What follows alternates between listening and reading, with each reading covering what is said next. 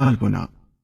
भोले भाले किसान अधिक उत्पादन के लालच में फंसकर रासायनिक खाद व कीटनाशकों का प्रयोग करने लगे।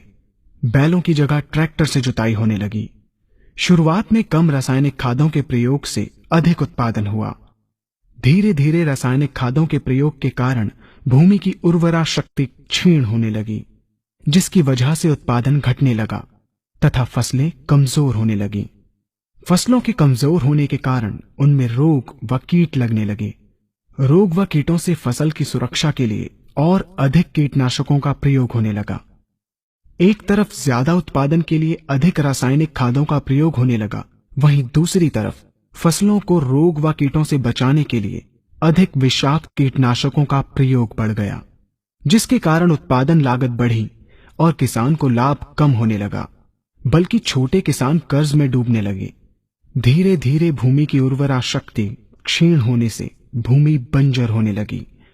रासायनिक खाद व कीटनाशकों के कारण खाद्यान्न भी विषाक्त हो गए तथा जलवायु भी प्रदूषित हो गई, जिसके कारण मानव पशु पक्षियों के स्वास्थ्य पर प्रतिकूल प्रभाव पड़ा, जिसका परिणाम आपके सामने है।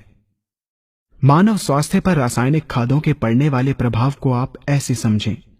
जब किसान फसल में रासायनिक खाद डालता है तो रासायनिक खाद में उपस्थित विषाक्त रसायन जल में घुलकर सबसे पहले जल को प्रदूषित कर भूमि के अंदर उपस्थित केचुए व सूक्ष्म जीवाणुओं को मार देता है।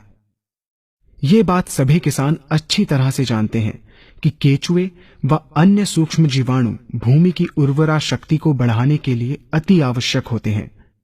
विषाक्त रसायन के कारण इनकी मृत्यु हो जाने से भूमि की उर्वरा शक्ति नष्ट हो जाती है तथा भूमि कठोर होकर बंजर होने लगती है। रासायनिक खादों के विषाक्त रसायन पानी के माध्यम से अन्य खनिजों के साथ फसल के अंदर पहुंचकर फसलों को विषाक्त बना देते हैं।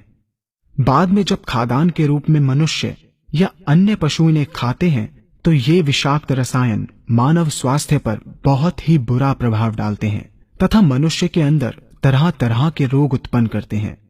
जब हम जैविक खाद का प्रयोग भूमि पर करते हैं तो जैविक खाद पानी में मिलकर पानी को प्रदूषित नहीं करती।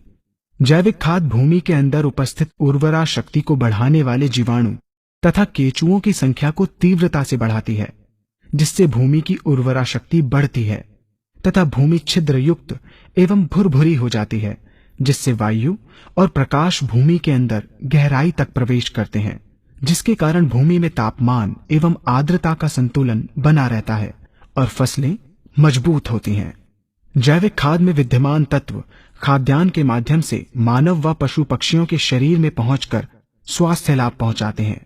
जैविक खादों के प्रयोग से फसलें अच्छी और मजबूत होती हैं, जिसके कारण उन पर रोगों एवं कीटों का ज्यादा प्रभाव नहीं पड़ता।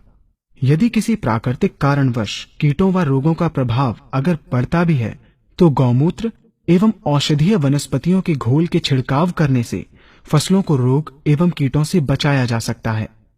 गौमूत्र एवं अन्य प्राकृतिक औषधियों के मिश्रण के छिड़काव से फसलों का कम लागत में बचाव हो जाता है तथा वातावरण पर भी कोई दुष्प्रभाव नहीं पड़ता। यहाँ हम आपको तालिकाबद्ध तरीके से दोनों